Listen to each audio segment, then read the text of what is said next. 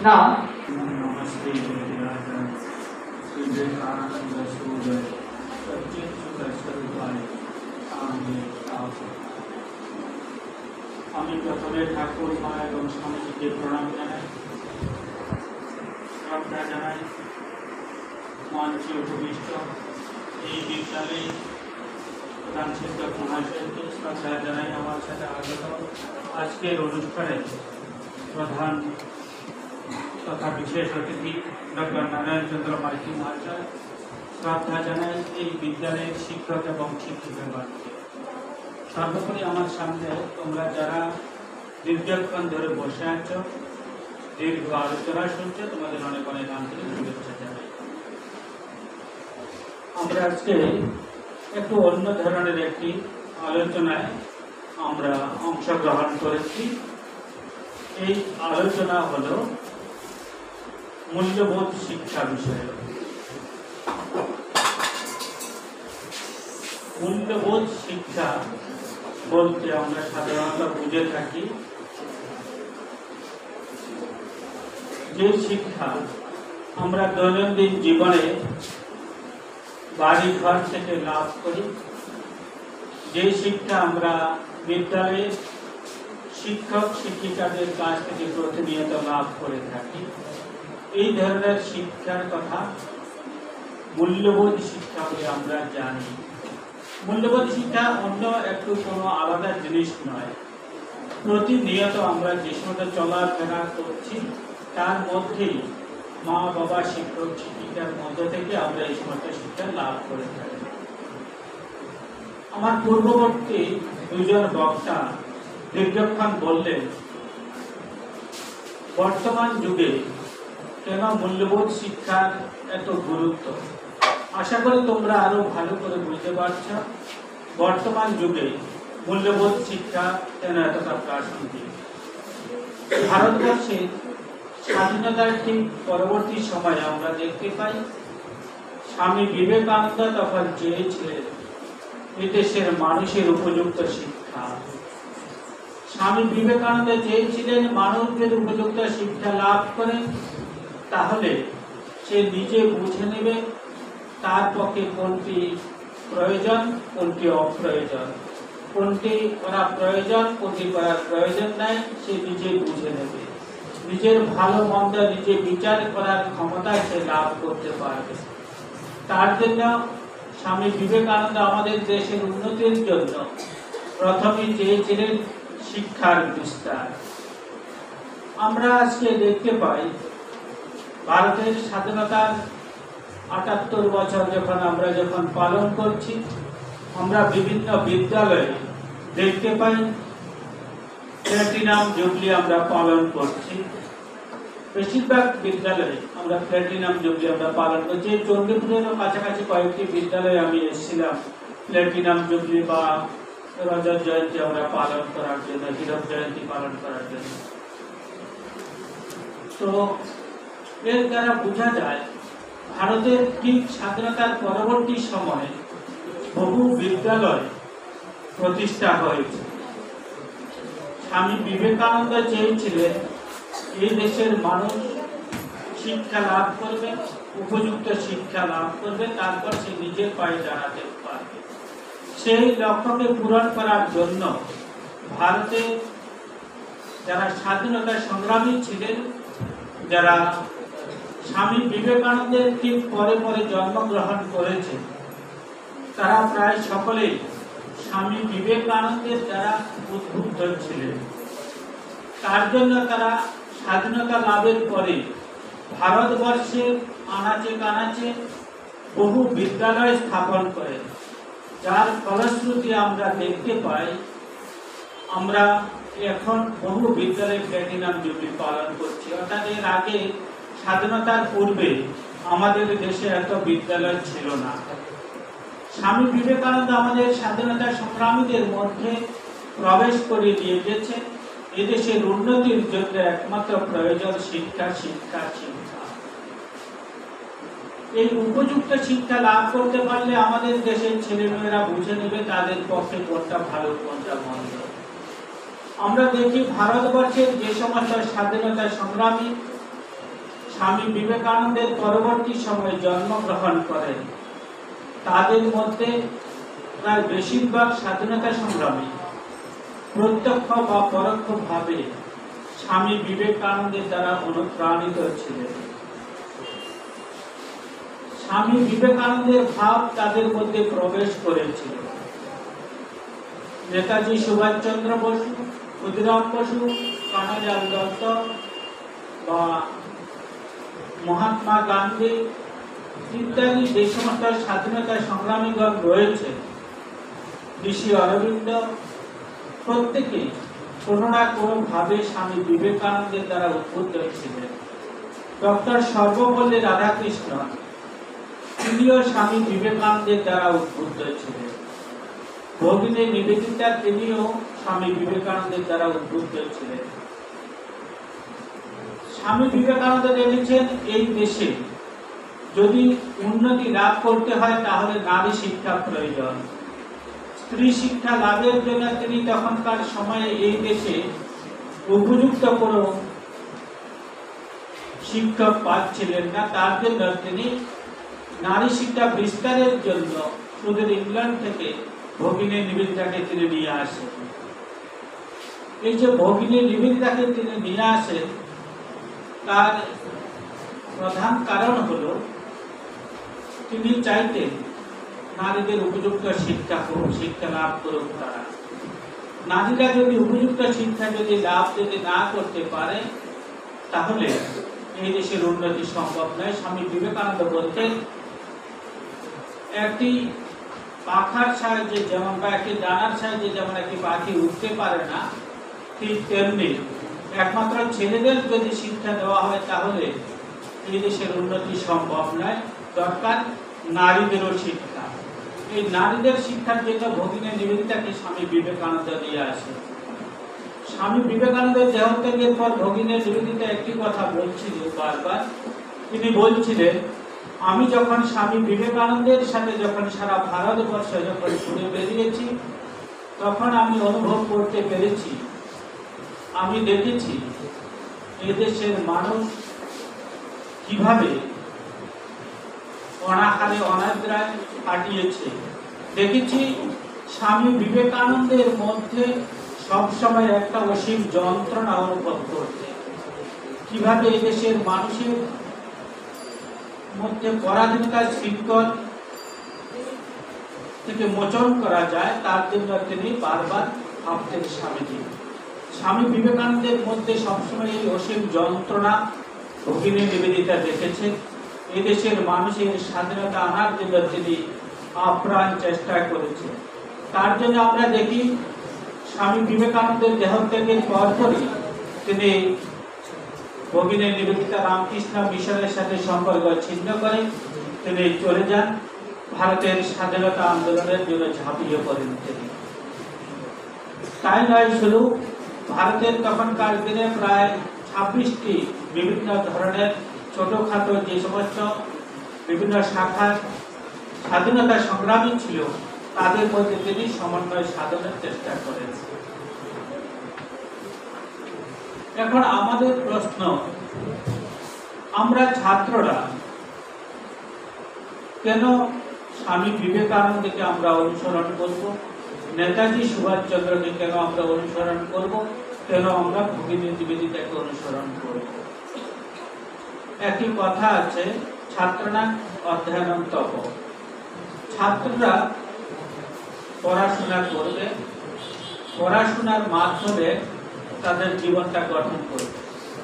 তাহলে ছাত্ররা এখানে কেন এসে শুধু শুধু সময় নষ্ট করবে? এই প্রশ্নটি তোমাদের অনেকের মধ্যে রয়েছে, তাই তো? ছাত্রদের মূল লক্ষ্য কি? পড়াশোনা করা, তাই তো? বলো, ছাত্রদের মূল লক্ষ্য পড়াশোনা করা। তোমাদের মা বাবারা বলে থাকেন, তাই তো? তাহলে এই ধরনের আলোচনায় এসে সময় নষ্ট করার কোনো প্রাসঙ্গিকতা আছে? কি মনে করো তোমরা? দরকার আছে? আসলে এই ধরনের আলোচনার মাধ্যমে আমরা স্মরণ করে নিতে চাই যারা জীবনে নিজের পায়ে দাঁড়িয়েছে, যে সমস্ত মনীষীগণ যাদের আমরা শ্রদ্ধা করি, প্রণাম করি, যাদের আমরা প্রাতঃস্মরণীয় মনে করি, স্বামী বিবেকানন্দ, নেতাজি সুভাষচন্দ্র বসু, ভগিনী নিবেদিতা, ডক্টর সর্বপল্লী রাধাকৃষ্ণন, ঋষি অরবিন্দ, তারা তোমাদের মতো বয়সে কি করতেন? আমাদের মা বাবারা এখনকার দিনে বেশিরভাগ বলে থাকে, আরে তোরা এখন এই সমস্ত সেমিনার, এই সমস্ত গান বাজনা, এই সমস্ত প্রার্থনা মন্দিরে না গিয়ে তোমরা একটু এখন লেখাপড়া করো, মাস্টারের বাড়ি ছুটো, তাহলে তোমাদের লাভ হবে। এই সময়টা তোমরা যদি যদি মাস্টারের কাছে যাও তাহলে লাভ হবে। এখন যদি ক্লাস করতে অন্তত কয়েকটা অঙ্ক অন্তত শিখে দিতে পারবে।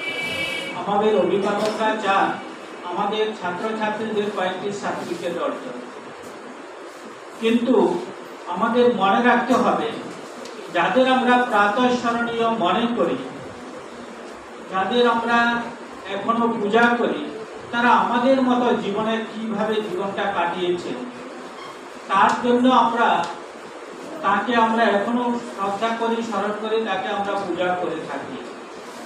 স্বামী বিবেকানন্দ তোমাদের মতো যখন বয়স ছিল, তখন তিনি যখন যে বিষয় নিয়ে পড়তেন, এত গভীরভাবে পড়তেন, তার কোনো দিকে অন্য কোনো দিকে মন ছিল না। তখন তিনি যখন বড় হয়ে তিনি যখন মিরাটের একটি লাইব্রেরিতে যান, সেখানে তিনি যখন লেখাপড়া করছেন, একটার পর একটা বই স্বামী অখণ্ডানন্দজি মহারাজকে নিয়ে আসছেন লাইব্রেরি থেকে, নিয়ে এসে একটার পর একটা বই আবার পরদিনে দিয়ে দিচ্ছেন লাইব্রেরিতে জমা। তখন লাইব্রেরিয়ান ভেবে অবাক হয়ে গেল, আরে এই লোকটি কিভাবে এত বই পড়ে নিচ্ছে দিনের পর দিন। বলছে, আরে বইগুলো শুধু শুধু আমাকে নিয়ে যাচ্ছে, আমাদের পরিশ্রমের শুধু শুধু পরিশ্রম করাচ্ছ, আমাকে দিয়ে বললে আলমারি থেকে তুলছো আবার নামাচ্ছ, বইটা কি পড়ছো তোমরা? তখন বলছে, ওটা আমি নিয়ে যাচ্ছি না, আমার এক গুরু ভ্রাতা পড়ছে। তো সেই স্বামী অখণ্ডানন্দজি স্বামী বিবেকানন্দের গুরু ভ্রাতা স্বামী বিবেকানন্দের কাছে গিয়ে এই কথাটি বললো, লাইব্রেরিয়ান বলছেন আপনি বইটা পড়ছেন না, শুধু শুধু লাইব্রেরিয়ানকে দিয়ে আপনি পরিশ্রম করাচ্ছেন। তখন বলছে স্বামী বিবেকানন্দ নিজে তার কাছে গিয়ে একদিন বললেন, সেই লাইব্রেরিয়ানের কাছে গিয়ে বলছেন, আপনি যেই কোনো জায়গা থেকে আমাকে প্রশ্ন করুন, আমি যে বইগুলো নিয়েছি সেখানে, যেখান থেকে প্রশ্ন করছে সেখান থেকে উত্তর দিয়ে দিচ্ছে। এখনো সেই মিরাটে সেই লাইব্রেরিতে যেখানে লাইব্রেরিয়ান বসেন, তার পেছনে স্বামী বিবেকানন্দের নামে একটি ফলক লাগানো আছে। স্বামী বিবেকানন্দের আরেক শিষ্য শরৎচন্দ্র চক্রবর্তী দেখছেন স্বামী বিবেকানন্দের ঘরে বিশাল বিশাল মোটা মোটা এনসাইক্লোপিডিয়া। তখন বলছে, আরে মহাশয় আপনি এতগুলি বই কবে পড়বেন, সব ঘরে এনে শুধু জমাচ্ছেন। বলছে, আরে তুই যে কোনো জায়গা থেকে আমাকে প্রশ্ন কর, আমি সেখান থেকে উত্তর দিয়ে দেব। যেখান থেকে শরৎচন্দ্র চক্রবর্তী প্রশ্ন করছে সেখান থেকে স্বামী বিবেকানন্দ উত্তর দিয়ে দিচ্ছে। তিনি কিভাবে এই ধরনের একাগ্রতা পেলেন? তার ছাত্র জীবন দেখতে হবে। ছাত্র জীবনে তিনি যখন যে কাজ করতেন, যখন খেলাধুলা করতেন, মন প্রাণ দিয়ে খেলাধুলা করতেন। তিনি অসাধারণ কুস্তিবিদ ছিলেন, তোমরা জানো। তিনি ক্রিকেট ভালো খেলতেন। তখনকার দিনে তার ভাতা মহেন্দ্রনাথ দত্ত লিখছে, ব্যাট বলকে তখনকার দিনে ব্যাট বল বলা হতো তখনকার দিনে। এখনকার দিনে যেমন ক্রিকেট, তখনকার ব্যাট বল এমন কিছু একটা নাম ছিল। সেই তখনকার দিনে স্বামী বিবেকানন্দ খুব ভালো ক্রিকেট খেলতেন, ভালো কুস্তি করতেন, ভালো পাকওয়াজ বাজাতেন, ভালো ক্লাসিক্যাল গান করতেন। এই যে মেয়েটি গানতে যে গাইল, এই গানটা প্রথম শ্রীরামকৃষ্ণদেবকে নরেন্দ্রনাথ দত্ত শোনান।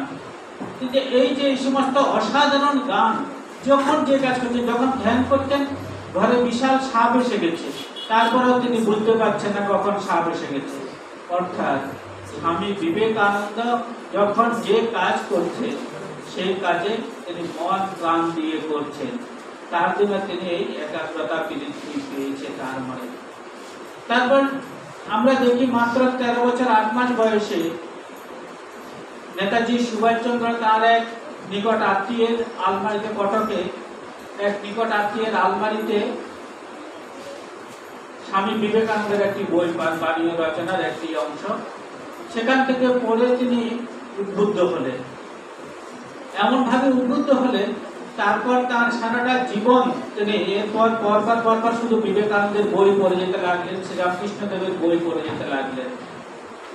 তিনি যখন কলেজে পড়তেন তখন, এমনকি তিনি যখন বিদেশে পড়তেন তখনও তিনি মেডিটেশন করতেন, ধ্যান করতেন।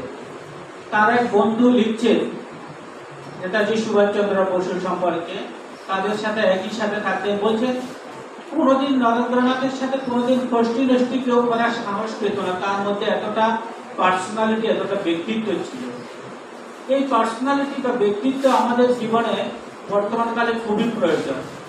বন্ধু আমাদের, তোমরা যখন বিভিন্ন ছাত্রাবাসগুলিতে যখন যাবে, আমরা ভেবে অবাক হই বিভিন্ন ছাত্রাবাসে এখন যে ধরনের চলছে। তোমাদের এই ব্যক্তিত্ব তোমরা যদি অর্জন করতে পারো নেতাজি সুভাষচন্দ্র বসুর মতো, তাহলে তোমরা হঠাৎ করে কোনো কারণে হঠাৎ করে বিচলিত হবে না, নিজেকে নিজেই প্রোটেক্ট করতে পারবে। নিজেকে নিজে আত্মরক্ষার জন্য আমাদের দরকার ব্যক্তিত্বের বিকাশ, পার্সোনালিটি ডেভেলপমেন্ট।